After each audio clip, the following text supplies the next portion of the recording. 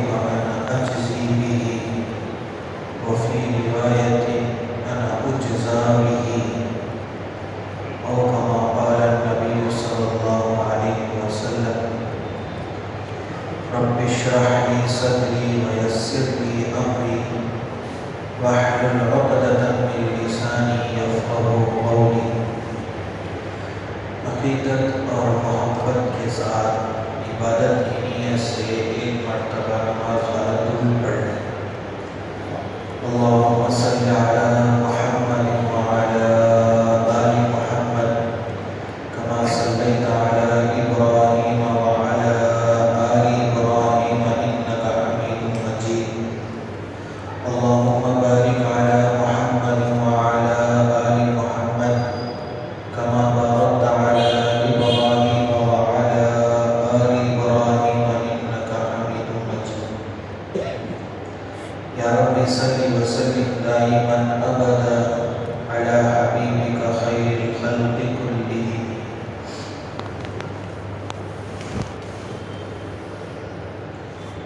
میرے عزیز ساتھیوں،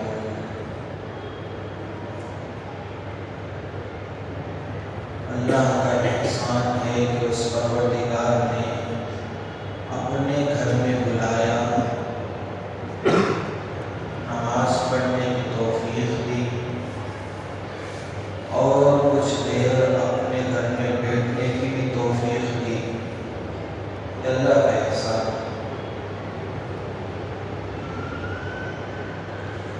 شعبان کا مہینہ چل رہا ہے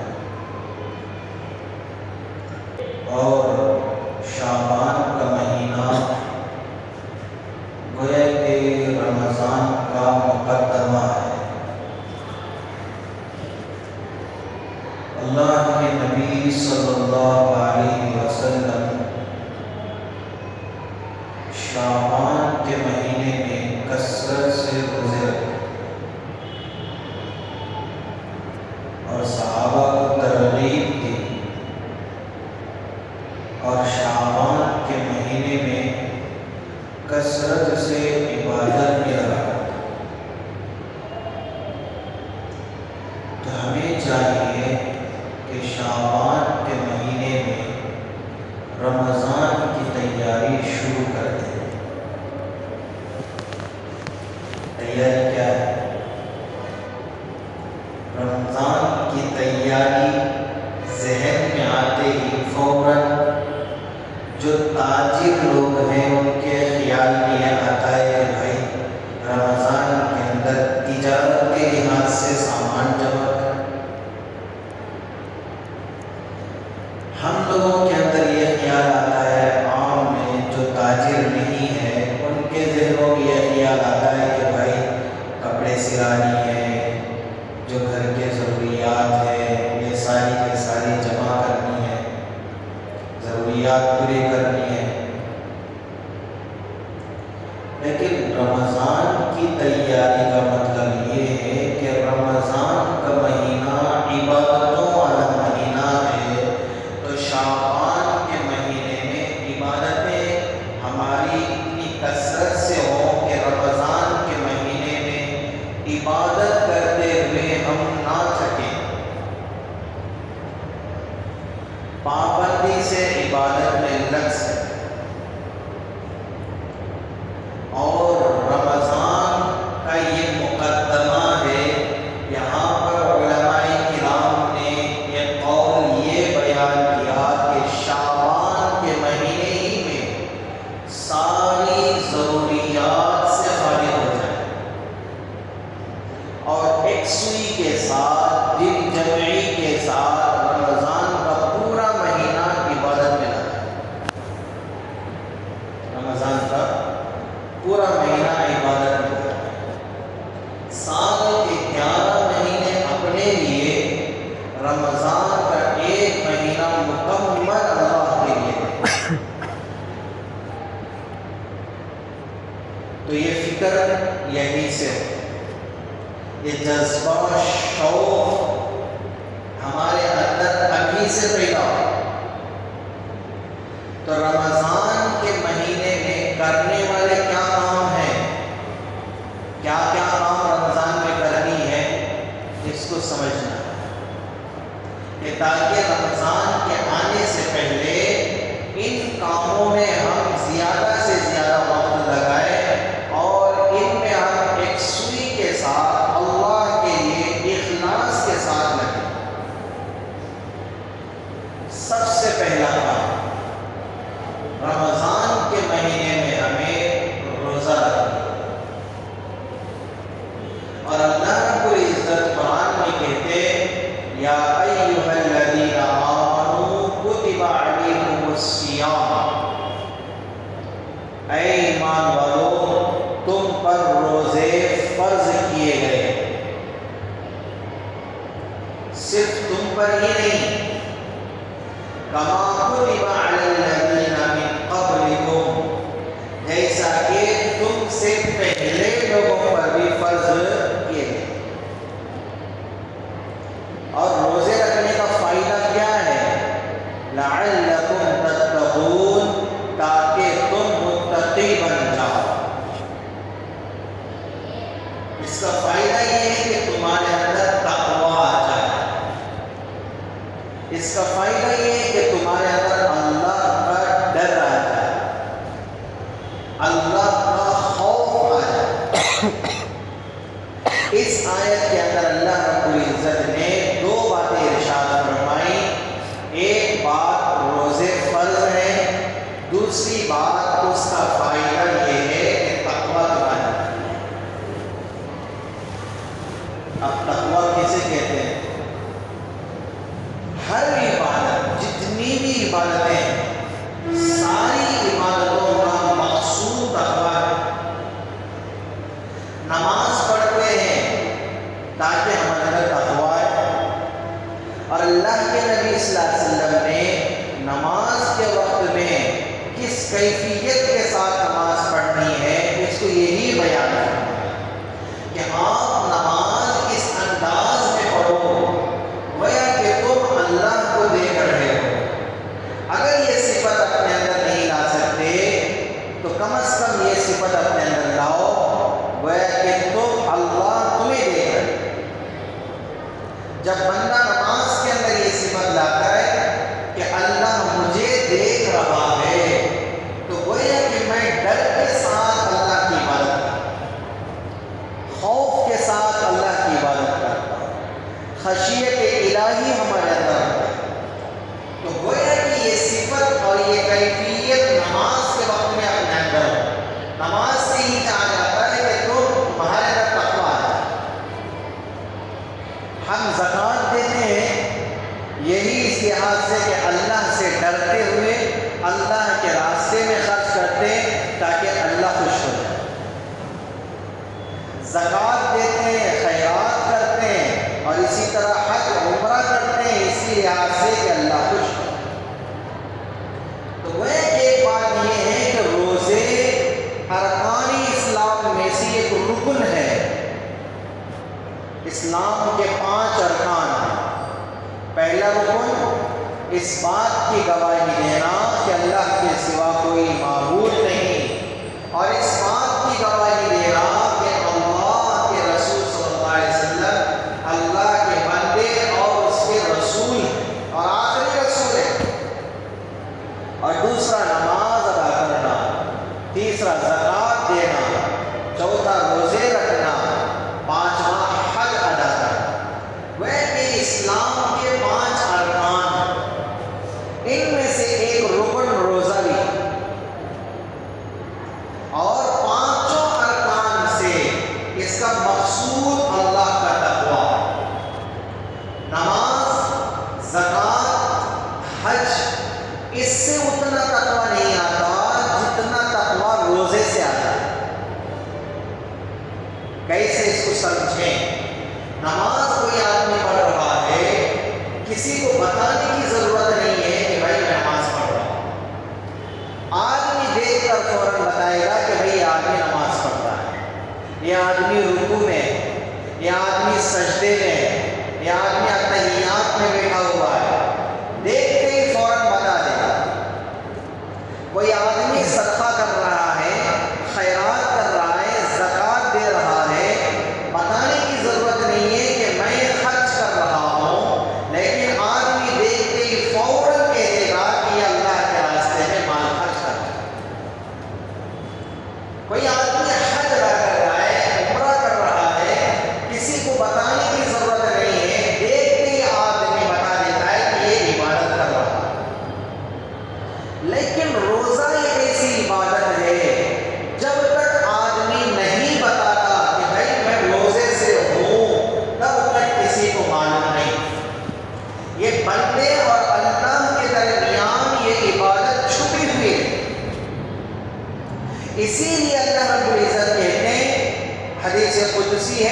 الصوم لی وانا اجزی بہ، روزہ میرے لیے ہے، میں خود اس کا بدلہ دوں گا، میں خود اس کا بدلہ دوں گا۔ اور اللہ کے نبی صلی اللہ علیہ وسلم فرماتے ہیں اور اللہ رب العزت کے نزدیک روزدار کے منہ سے جو بو آتی ہے، روزدار صبح سے شام تک بھوکا رہا، شام کے وقت میں اس کے منہ سے جو بو آتی ہے، اللہ کو یہ بو مشک اور عنبر کی خوشبو سے زیادہ محبوب۔ اسی لیے اللہ کہتے ہیں کہ روزہ میرے لیے ہے اور میں خود اس کا بدلہ لوں گا۔ تو ہمیں چاہیے کہ پہلا کام، رمضان کا مہینہ آئے تو ہمیں روزوں کی پابندی، روزے ہر مسلمان بالغ مرد اور عورت پر، صحت مند پر فرض ہے، فرض ہے۔ ہمیں معمولی سی باتوں پر، پیٹ میں درد ہے روزہ چھوڑ رہے، سر درد ہے روزہ چھوڑ رہے، دھوپ سخت ہے روزہ چھوڑ رہے، یہ معمولی عذر جس میں بھی ہم روزے کی پابندی کر سکتے۔ تو ہمیں چاہیے کہ تھوڑے سے چھوٹے عذروں پر روزہ نہ چھوڑیں، بلکہ روزوں کی پابندی ہو۔ رمضان کا ایک مہینہ اللہ رب العزت چاہتے ہیں، 11 مہینے آپ پر روزے فرض نہیں، آپ جتنا چاہے کھاؤ پیو، لیکن رمضان کا ایک مہینہ اللہ کے لیے اور اللہ کی عبادت کے لیے فائدہ۔ تو گویا کہ رمضان کا پہلا کام روزے کی پابندی۔ دوسرا کام، رمضان میں دوسرا کرنے والا کام، رمضان المبارک کی قدر کرنا۔ رمضان کی قدر کیا ہے؟ رمضان کی قدر یہ ہے کہ خاص کر رمضان المبارک کے مہینے میں آدمی روزے سے ہے، اس کے سامنے کوئی چیز نہ کھائے، اس کے سامنے کوئی چیز نہ پیے، اور اس کے سامنے کوئی ایسی حرکت نہ ہو جس کی وجہ سے اسے تکلیف۔ یہ رمضان کی قدر۔ اور جو آدمی قدر کرتا ہے اللہ رب العزت اس کو بتاتا ہے، جو آدمی قدر کرتا ہے اللہ رب العزت اس کو وہ نعمتیں عطا فرماتی ہیں جو انسان سوچ ہی نہیں سکتا۔ جیسا کہ نزہۃ البساطین ایک کتاب ہے جس کے اندر ایک واقعہ ہے، ایک مجوسی آدمی تھا جس کا گھر مسلمانوں کے گھروں کے بیچ میں تھا۔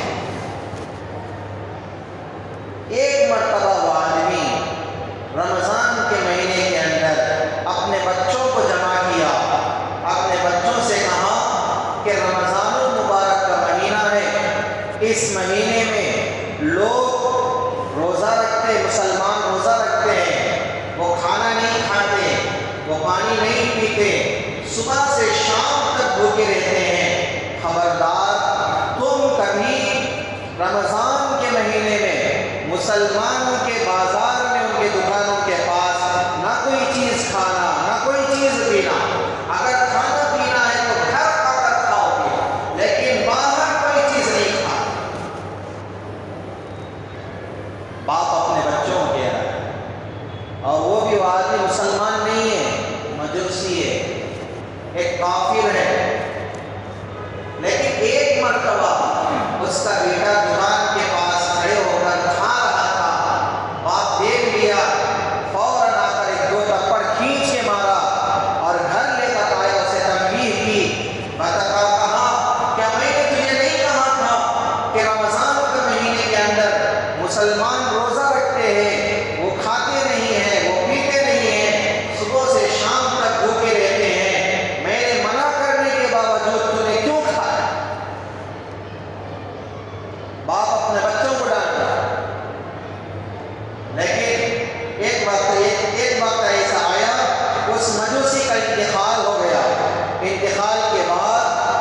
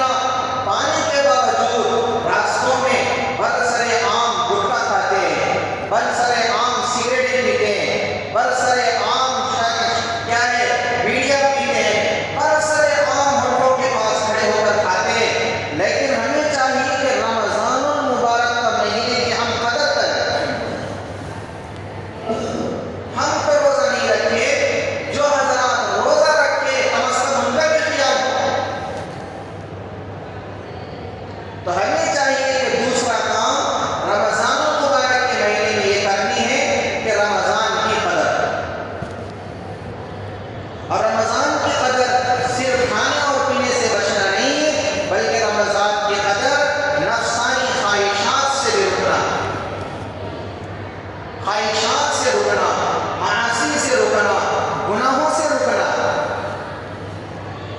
اس لیے کہ صرف روزہ بھوک پیاس سے نہیں ہے، روزہ آنکھوں کا بھی روزہ ہے، کانوں کا بھی روزہ ہے، زبان کا بھی روزہ ہے، ہاتھ کا بھی روزہ ہے، ہمارے اعضاء کا روزہ ہے۔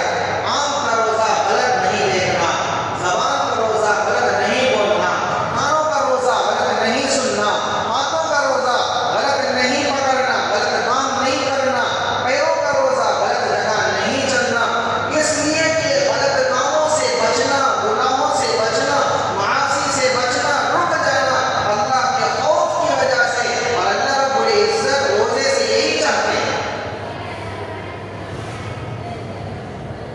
تو ہمیں چاہیے کہ رمضان کے مہینے میں گناہوں سے بچیں، خاص کر گزشتہ آج سے چند سال اور آج سے چند دنوں پہلے ہمارے بڑوں کے اندر ایک رواج تھا، وہ یہ تھا کہ رمضان کا مہینہ آتا، ٹیویاں بند کر کے اوپر رکھ دیتے تھے، پورا مہینہ گزر جاتا لیکن ٹی وی کو کبھی نہیں چلاتے تھے۔ اور آج تو ٹیویاں تو عام ہیں، ٹیویوں کو دور کے بعد ہر ایک کے ہاتھ میں ٹی وی آ گیا۔ ہم یہ سوچتے ہیں روزے سے ہیں، قرآن سنیں گے، لیکن کلک کرتے ہیں یوٹیوب کے اندر تو وہ نالائق بدبخت جو یوٹیوب چلا رہا ہے وہ بھی اتنا بڑا ظالم نکلا ہے کہ جب ہم کلک کرتے ہیں تو جو ہم چاہتے ہیں وہ نہیں آ رہا ہے، جو ہم چاہ رہے ہیں وہ نہیں آ رہا ہے۔ سب سے پہلے انگریز ڈالتا ہے، سب سے پہلے فحاشی دکھاتا ہے، سب سے پہلے اولیانیت دکھاتا ہے، سب سے پہلے گناہ کی طرف راغب کرتا ہے۔ تو میرے بھائی ہم اس انگریز کو غور سے دیکھتے ہیں، اور یہ دیکھنا اور یہ آنکھوں کا زنا ہے جس کا اثر ہمارے روزے پر پڑے۔ تو ہمیں چاہیے کہ احتیاط جتنا ہو سکے ہر چھوٹے بڑے گناہ سے بچنے کی کوشش، اس لیے کہ رمضان کا مہینہ صرف برکتوں اور رحمتوں والا مہینہ نہیں ہے، رمضان کا مہینہ مغفرت والا بھی مہینہ ہے۔ تو وہ ہے کہ دوسرا کام رمضان کی قدر کرنا، اور تیسرا کام رمضان المبارک کے مہینے میں نمازوں کو جماعت کے ساتھ پڑھنا، نمازوں کو جماعت کے ساتھ، فرائض ہے جماعت کے ساتھ، خاص کر فرائض کا اہتمام جماعت کے ساتھ۔ جماعت کا فائدہ کیا ہے؟ رمضان کے مبارک مہینے کے اندر اللہ رب العزت فرض کا ثواب 70 گنا بڑھا دیتے ہیں، فرض کا ثواب 70 گنا بڑھا دیتے ہیں، اور نفل کا ثواب فرض کے برابر کر دیتے ہیں۔ نیکیوں کا سیزن، تو ہمیں چاہیے کہ اس مبارک مہینے میں فرائض کا اہتمام جماعت کے ساتھ، فرائض کا اہتمام۔ علامہ ذہبی رحمۃ اللہ علیہ اپنی کتاب الکبائر میں ایک واقعہ نقل کیے، عبید اللہ ابن عمر القواریری رحمۃ اللہ علیہ، جن کے گھر میں مہمان آ گئے، مہمانوں کی خدمت کرتے کرتے عشاء کا وقت ہوا، نماز شروع ہوئی، مسجد گئے، نماز ہو گئی، دوسری مسجد گئے، نماز ہو گئی، اور اکیلے انفرادی عشاء کی نماز، فرض نماز 27 مرتبہ پڑھی، عشاء کی فرض نماز 27 مرتبہ، یعنی 20 پر 7 مرتبہ پڑھی، تاکہ جماعت کے ساتھ نماز پڑھنے کا جو ثواب ہے وہ بھی مل جائے۔ اور آج ہمارا معمول ہے کہ بھائی کام، دکان کے اندر کام ہے اور نہیں ابھی ہے، بعد میں پڑھ لیں گے، پہلے کام دیکھیں، ہم کام کو مقدم کرتے ہیں، ہم کام کو مقدم کرتے ہیں، حالانکہ یہاں پر حکم کس کا آ رہا ہے؟ ہمارے دماغ میں یہ بات نہیں آ رہی ہے، بس ہم یہ سوچتے ہیں کہ میری ضرورت ہے، پہلے ضرورت دیکھ لیں،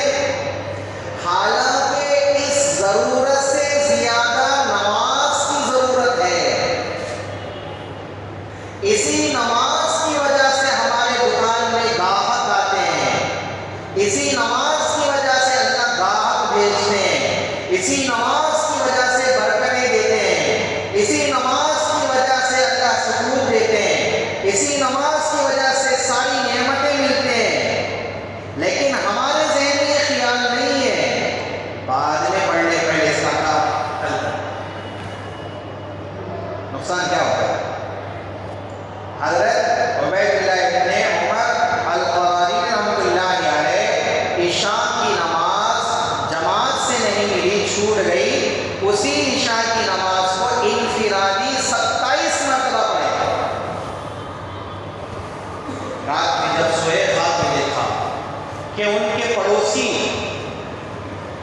خواب میں دیکھا کہ ایک آدمی گھوڑے پر سوار ہے، تیزی سے جا رہا ہے، اب ان کے پاس بھی گھوڑا ہے، یہ بھی تیزی سے گھوڑا ہے، لیکن اس کا گھوڑا تیزی سے آگے جا رہا ہے، اس گھوڑے سے بھی زیادہ عمدہ ان کا گھوڑا ہے، اس گھوڑے سے بھی زیادہ اچھا گھوڑا ان کا ہے، لیکن پھر بھی یہ پیچھے ہی ہے، آگے نہیں بڑھ رہا۔ انہوں نے پوچھا حضرت کیا بات ہے، آپ کا گھوڑا اتنی تیزی سے، نہیں جتنا بھی کوشش کر لوں آپ کو پیچھے نہیں کر رہا ہوں۔ انہوں نے کہا حضرت بات دراصل یہ ہے کہ آج عشاء کی نماز میں نے جماعت کے ساتھ پڑھی اور آپ نے عشاء کی نماز جماعت کے ساتھ،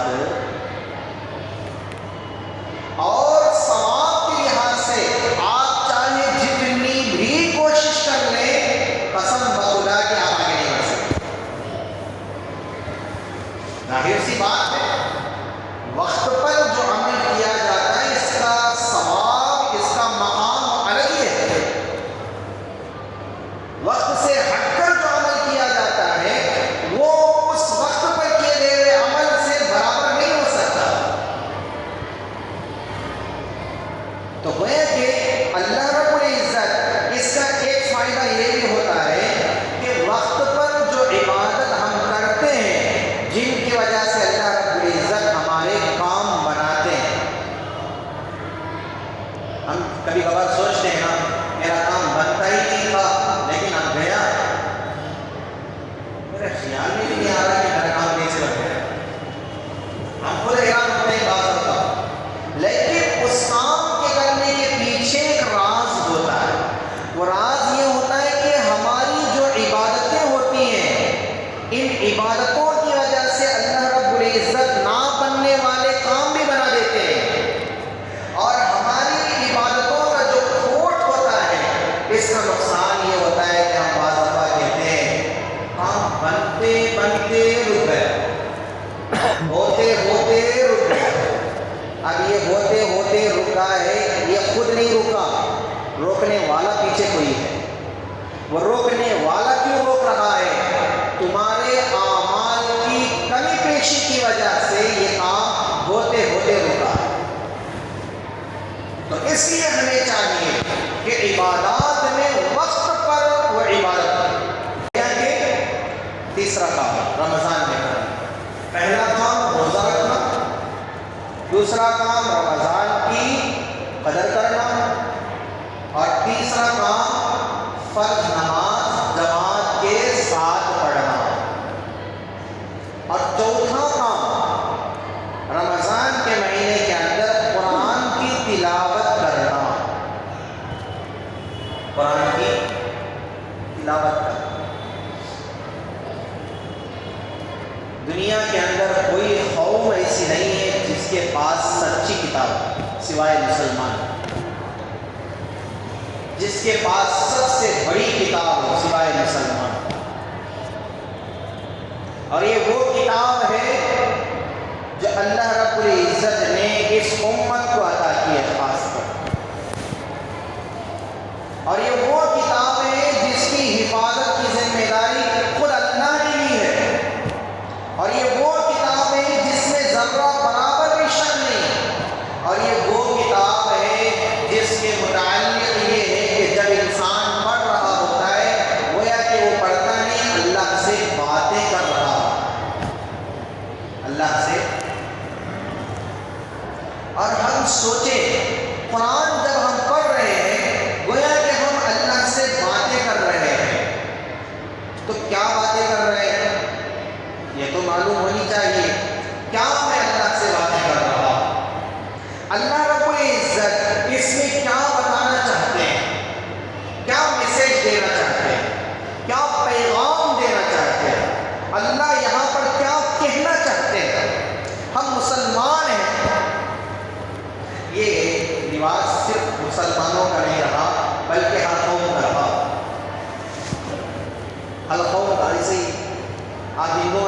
پوچھے ہندو ان کی شادی ہوتی ہے اور وہ لوگ شادی خانے میں منتر پڑھتے ہو منتر پڑھنا، لیکن جو پنڈت پڑھ رہا ہوتا ہے اور جس کا نکاح ہو رہا ہوتا ہے ان لوگوں کو پتہ ہی نہیں کہ آدمی کیا کہہ رہا ہے. بس یہ ایک ہماری مذہبی الفاظ ہیں، یہ ایک رواج ہے چل رہا ہے. اب کرسچنس ہیں ان کا بھی رواج بنا ہوا ہے اور ہم مسلمان ہیں اور ہمارا بھی رواج یہی ہو بن چکا ہے. قرآن ہم پڑھ رہے ہیں، کیا کہہ رہے ہیں اللہ ہمیں معلوم. تو ہمیں تو چاہیے کہ جب اللہ سے ہم باتیں کر رہے ہیں، کوئی مذہب کا انسان سوائے مسلمان کے ایسا نہیں ہے جس کو یہ توفیق ملی ہو کہ وہ اس کام کی وجہ سے غیر اللہ سے باتیں کر رہا ہو. کوئی مذہب والا ایسا نہیں، لیکن اللہ نے یہ توفیق صرف مسلمان کو دی ہے کہ یہ قرآن کے ذریعے سے ڈائریکٹ اللہ سے باتیں کریں. لیکن اس کے باوجود بھی ہماری زندگیاں 50 سال 40 پر 5 سال 60 سال کے قریب ہو چکی ہیں. اگر ہم دیکھیں کہ پوری زندگی میں ہم نے کتنی مرتبہ قرآن ختم کیا ہے،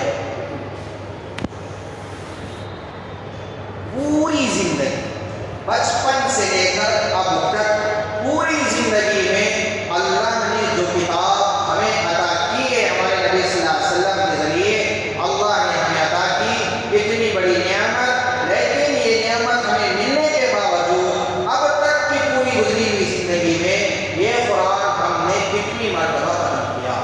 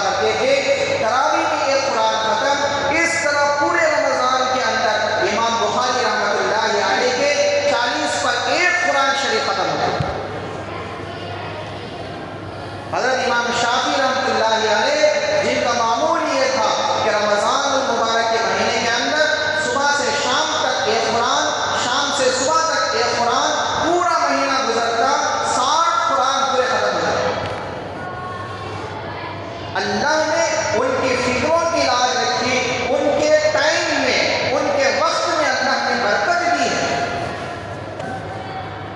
یہ صرف مردوں کا شوق ذوق نہیں تھا، عورتوں کا شوق بھی ایسا تھا۔ اگر شیخ الحدیث زکریا رحمۃ اللہ علیہ اپنی کتاب آپ بیٹی میں ایک واقعہ لکھتے ہیں کہ ان کی دادی حافظہ تھی، قرآن کی حافظہ تھی، جن کا معمول یہ تھا کہ روزانہ کیا ہے رمضان کے ایک دن میں 40 پارے ختم کرتے، پورا قرآن ختم، پھر اوپر سے 10 پارے، کام و کاج بھی کر رہی ہیں، یہاں پر زبان کا قرآن بھی جاری۔ کتنا ہی اچھا ہوتا کہ ہماری مائیں حافظہ نہیں ہیں، جو صورتیں آ رہی ہیں وہی صورتیں وہ زبانیں پڑھتی رہے، کھانا پکا رہی ہیں زبان پر قرآن کی تلاوت ہو، کھانا بنا رہی ہیں زبان پر اللہ کا ذکر ہو، تو خدا کی قسم جو اللہ کا ذکر اور اللہ کے قرآن سے جو اپنی زبان پر جاری ہونے کی وجہ سے جو کھانا پکتا ہے، وہ کھانے کے پیٹ میں آ جانے کے بعد ہمارے بچوں میں، ہمارے اندر جو انوارات، جو روشنیاں، جو نور اللہ تعالیٰ کا فرمائیں گے، جس کا ہم گمان بھی نہیں کر سکتے۔ تو آج کل ہمارے گھروں سے برکتیں اسی لیے ختم ہو گئی، ہماری ماں اور بہنوں کے زبانوں پر نہ قرآن ہے نہ اللہ کی تسبیح، جھاڑو دے رہی ہے اللہ کی تسبیح کے ساتھ دے رہی ہے، تو اس کے جھاڑنے پر بھی اللہ اجر کا فرمائے۔ لیکن یہ شوق ان کے اندر پیدا ہو تو ہمیں چاہیے کہ یہ ترغیب اپنی ماں اور بہنوں کو ہم بتائیں، یہ ترغیب دیں۔ تو گویا کہ چوتھا کام یہ ہے کہ رمضان المبارک کے مہینے کے اندر کرنے کا قرآن کی تلاوت، اور پانچواں کام یہ ہے کہ تراویح کا اہتمام، پورے رمضان کے مہینے کے اندر 20 رکعت کی تراویح کا اہتمام پابندی کے ساتھ۔ اور ہمیں قرآن پڑھنا نہیں آتا اور ہم قرآن دن میں سننے کی توفیق بھی نہیں، دن میں قرآن پڑھنے کی توفیق بھی نہیں ہے، تو پورے رمضان میں امام کے پیچھے دل جمعی کے ساتھ، ایک سوئی کے ساتھ، سکون کے ساتھ، اطمینان کے ساتھ کھڑے ہو کر قرآن سنیں، پورا رمضان ختم ہوگا، امام کے پیچھے آپ پابندی کے ساتھ 20 رکعت کی پابندی کے ساتھ نماز پڑھے، تراویح کا اہتمام ہے، گویا کہ پورا قرآن ختم کرنے کا ثواب امام کو ملے گا، سننے کا ثواب آپ کو ملے گا۔ تو گویا کہ یہ بھی ایک نعمت ہمیں مل رہی ہے، تو اس لحاظ سے بھی ہم قرآن سن سکتے ہیں اور سن کر ختم کر سکتے ہیں۔ تو گویا کہ رمضان المبارک کے مہینے کے اندر پانچواں کام یہ ہے کہ تراویح کا اہتمام رمضان المبارک کے مہینے کے اندر۔ چھٹا کام یہ ہے، چھواں کام رمضان کے مبارک کے مہینے کے اندر یہ ہے کہ ہمیں چاہیے کہ رمضان میں خوب صدقات و خیرات خوب کریں، جو مستحق لوگ ہیں ان لوگوں کا پاس و خیال، ان لوگوں کا پاس و لحاظ، صدقات و خیرات کے بے شمار فضائل ہیں۔ اللہ کے نبی صلی اللہ علیہ وسلم نے ارشاد فرمایا، صدقہ اللہ کے غصے کو ٹھنڈا کرتا ہے۔ دوسرا فائدہ ارشاد فرمایا، صدقہ بری موت سے بچاتا ہے، صدقہ بری موت سے بچاتا ہے۔ حضرت امام احمد بن حنبل رحمۃ اللہ علیہ اپنی کتاب الزہد میں ایک واقعہ نقل فرمائے ہیں، حضرت صالح علیہ السلام کے زمانے میں ایک آدمی تھا جو بہت شرارتی تھا، جس کی وجہ سے لوگ بہت پریشان تھے۔ لوگ آئے، صالح علیہ السلام نبی ہیں، کہنے لگے یا نبی اللہ، آپ اللہ کے نبی ہیں، فلاں آدمی ہے جس کی وجہ سے ہم بہت پریشان ہیں، آپ اس کے حق میں بد دعا کر دیں کہ وہ آدمی ختم ہو جائے، مر جائے، ہلاک ہو جائے۔ صالح علیہ السلام نے کہا کہ آپ شام میں آؤ، بھیج دیے۔ شام کے وقت وہ لوگ آئے، کیا دیکھتے کہ وہ آدمی صبح سویرے جنگل گیا تھا اور صحیح سالم شام کے وقت جنگل سے واپس آ گیا لکڑیاں کاٹ کے۔ اب یہ لوگ پریشان اور کہا کہ حضرت ہم نے کہا تھا کہ آپ کو بد دعا کر دیں، کہ آپ نے بد دعا نہیں کی۔ وہ آدمی صحیح سالم گیا، صحیح سالم واپس آ گیا۔ صالح علیہ السلام نے کہا جاؤ اس کو بلا کے لاؤ۔ یہ لوگ گئے، اس آدمی کو بلا کر لائے۔ صالح علیہ السلام نے پوچھا بتاؤ بھائی، آج تمہارا کوئی ایسا عمل ہے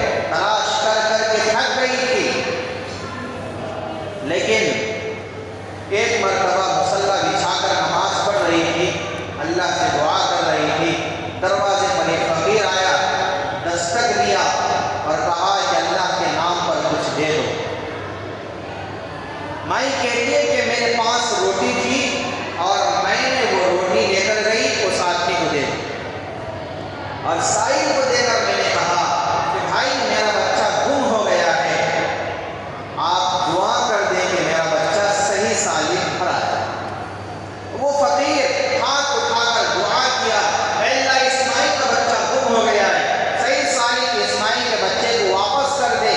دعا کیا، چلا گیا۔ چند دن گزرے کہ اس کا بیٹا صحیح سالم گھر واپس آیا۔ جب بچہ آیا، ماں کی مانتا جاگ اٹھی، اس کو بوسا بھی، اس کا اپنے سینے سے لگایا، اس کے کیا ہے ضروریات پوری کی، اور اس کے بعد بچہ جو کچھ اس کے ساتھ ہوا ساری کہانیاں سنا رہا تھا کہ امی جان میرے ساتھ یہ واقعہ پیش آیا، یہ حالات پیش آئے، ایسا ایسا ہوا۔ لیکن درمیان میں ایک واقعہ بیان کیا، امی جان ایک مرتبہ میں جنگل سے گزر رہا تھا، جنگل میں ایک شیر کا سامنا ہوا، شیر میرے اوپر حملہ کرنے والا تھا۔ اب حملہ کرنے ہی والا تھا، ایک بڑا سا سفید لباس میں ایک آدمی آیا، شیر کو پکڑا، اٹھا کر پھینک دیا۔ پتہ نہیں وہ کون آدمی تھا، اس طرح کا آدمی میں نے اب تک نہیں دیکھا۔ لیکن اس آدمی نے کہا کہ بیٹا یہاں سے نکل جاؤ، لقمۃ بلقمۃ، لقمے کے بدلے لقمہ ہے، نکل جاؤ یہاں سے۔ اور میں وہاں سے سیدھا گھر واپس آ گیا ہوں۔ امی جان پتہ نہیں کیا ہے، لیکن ماں کہنے لگی کہ بتاؤ بیٹا وہ واقعہ کس دن پیش آیا؟ بیٹا سوچ بچار کے پاس کہنے لگا کہ امی جان سنا دن۔ ماں نے پوچھا کس وقت میں؟ کہا کہ امی جان شاید دوپہر کے وقت میں۔ ماں سوچنے کے بعد کہنے لگی بیٹا یہ وہی دن تھا جس دن میرے دروازے پر ایک فقیر آیا، اس نے روٹی مانگی، اللہ کے نام پر میں نے اپنے منہ کا نوالا اس کو عطا کر دیا۔ لیکن وہ وقت بھی وہی تھا، میں نے فقیر سے کہا اللہ کے سامنے ہاتھ اٹھا کر مانگو، اللہ میرے بچے کو واپس کر دے۔ تو اس فقیر نے ہاتھ اٹھا کر اللہ سے مانگی۔ شاید یہی وہ ہے کہ اللہ نے میں نے اپنا نوالا فقیر کو دیا، شیر کا نوالا تجھے بننے سے اللہ بچا کر آپ کو مجھے دے۔ تو گویا